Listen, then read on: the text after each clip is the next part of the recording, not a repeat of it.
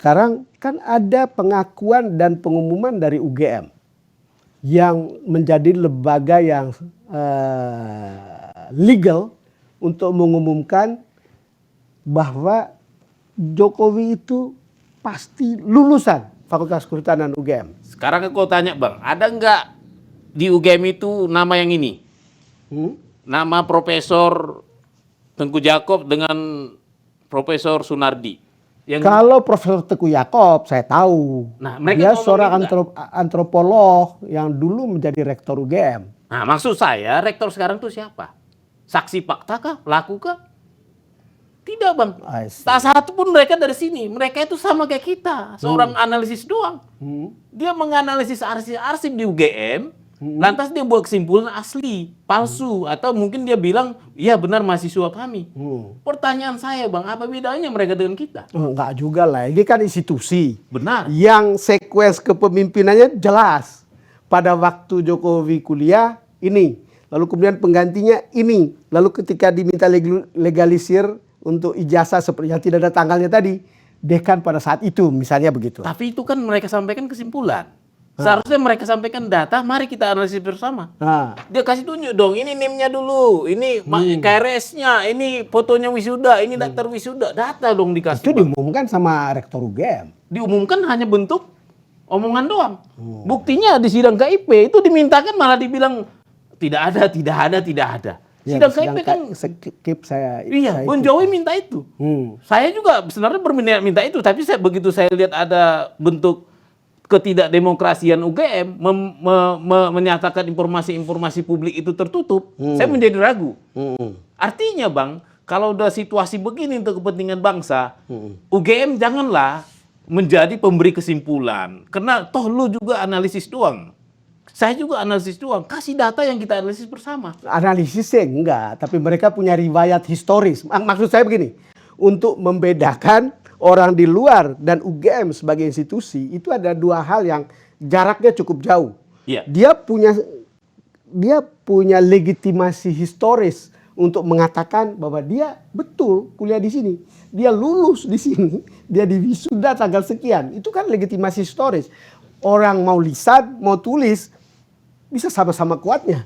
Aku setuju, tapi kan sekarang permasalahan bangsa kan udah nggak di situ lagi, sudah nggak legitimate atau tidak lagi, sudah ilmiah, proven or not, ya buktikan dong, bukti-buktinya apa? Publik akan selalu bertanya, lu analisis apa? Lu bikin aja, lu udah dibayar dong, kan begitu kok. Dia kan bilang ijazahnya itu dipegang sama aslinya dipegang sama Pak Jokowi. Itulah problemnya Bang. Pertanyaan saya sederhana, apa tidak ada dokumen-dokumen 1985 di situ? Mata kuliahnya apa, teman-teman kuliahnya apa, dokumentasi KRS, KHS. Kalau itu sih sudah ada teman-teman yang sama-sama seangkatan dia kan sudah bersaksi. Seangkatan? Tapi kan yang resmi bilang dokumennya kan belum keluar. Ya. Seorang peneliti memang harus sampai detail. Harus uji data dong Bang. Supaya Anda bisa dipercaya. Gitu. Anda kerja dengan siapa? Bersama siapa? Sendiri? Iya. Nggak ada yang bantu? Enggak. Kebetulan kan aku konsultan kebijakan publik. Tahu. Nah, ya. Jadi aku sendiri yang ngerjakan. Malah kalau dibantu yang lain jadi pusing juga. Karena ini sesuatu yang baru. Iya. Sesuatu yang baru ya. Tapi Anda sudah berhasil sampai sejauh ini untuk membuka kotak Pandora soal bukti sekunder. Iya. Betulnya. Soal bukti sekunder kita semua sudah terima, publik juga sudah tahu. Dan Anda tidak mau itu dipalsu-palsukan lagi sampai kemudian bikin di sosmed dengan saya upload di media sosial saya. Semua ada IG, Facebook, TikTok, YouTube. Tujuannya supaya publik selalu menganalisis data yang benar-benar valid. Sekunder ya. Saya pastikan sekunder karena primernya dari KPU. Itu betul. Seperti itu. Ya karena sering sekali kan orang memanipulasi data yang asli menjadi data seolah-olah itu valid. Lalu mengarang cerita sendiri bukan? Banyak memang Bang. Banyak. Yang gini-gini kan kita udah banyak nemu. Sebelum ini dia itu juga ada yang kayak tadi diluruskan. Itu kan sebenarnya udah salah. Yang kelipet ini. Yang kelipat juga. Nah artinya makanya tadi begitu yang kelibatnya Bang kasih tunjuk, begitu saya kan pasti ke sini langsung. Oh sama. Ada selalu Informasinya sama. Iya, informasi sama. Ada. Hanya bentuknya memang kayak kelipat kayak begini. Ya artinya kan mungkin Polri mungkin dalam hal ini dia ingin menyampaikan informasinya saja, bukan menyampaikan bentuk fisiknya. Sebagai peneliti, apa yang Anda pikirkan tentang Pak Jokowi dengan proses penelitian Anda? Wah, kalau saya sih dari kacamata publik, ya kita harus hargai beliau sudah berbuat ke negara ini. Tapi baiknya memang beliau itu tetaplah negarawan, melihat permasalahan ini masih ada di publik.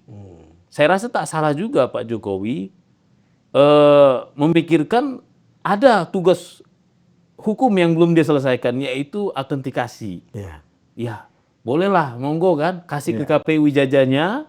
Ayo KPU kita sama-sama selesaikan ini masalah tugas hukum saya yang belum selesai. Kita autentikasi bersama. KPU serahkan ini semua arsip-arsip saya ke Lembaga Kearsipan Daerah Surakarta, Lembaga Kearsipan Daerah Jakarta, ANDRI. Lalu ini ijazah asli saya, autentikasi, keluarkan sertifikat otentik. Kenapa Bang? Karena saya ketemu sama orang ANDRI. Mereka bilang Bang, mereka menemukan 6 spesimen super semar. Dan mereka periksa, tahu nggak Bang? Semuanya palsu. Bayangkan semuanya palsu. Semuanya palsu. Super semar nih. Iya, makanya sekarang hilang kan? Padahal sejarah perubahan bangsa kita ya. Iya, jangan sampai begini lagi. Saya menemukan ijazah Dr. Andes Muhammad Hatta, proklamator kita, bisa diakses publik di Universitas di Belanda, Rotterdam. Itu tahun berapa itu Bang? Tahun pas beliau tahun 1930-an lah ya? Iya. Ngambil S1 di situ. Iya. Itu aja Bang kan jadi kebanggaan di kita. Bisa kita melihat ini. Nah, kenapa kita tidak seperti itu? Masalahnya Pak Jokowi merasa dihina-hina. Yang menurut dia, saya sudah dihina sehina-hinanya. Iya. Atau saya sudah dihina serendah-rendahnya. Kira-kira begitulah. Oleh beberapa teman yang kemudian menjadi tersangka kan. Kalau hal seperti ini, ya memang beyond. Kalau seorang negarawan sebetulnya sekarang tinggal simple aja kasih gitu. Kalau saya Bang setuju bahwa jangan ada hina-menghina. Saya setuju posisi itu dan saya benarkan. Pertanyaannya kan nggak semua bangsa, nggak semua warga negara begitu. Saya rasa masih lebih banyak yang tidak bersikap. Atau jangan-jangan ada yang frontal tidak memang seperti aku, memang tidak setuju hina-menghina. Ya, artinya jangan itu dijadikan alasan lah untuk membuat kenegarawan beliau menjadi tidak ada. Seperti didelegitimasi. Iya.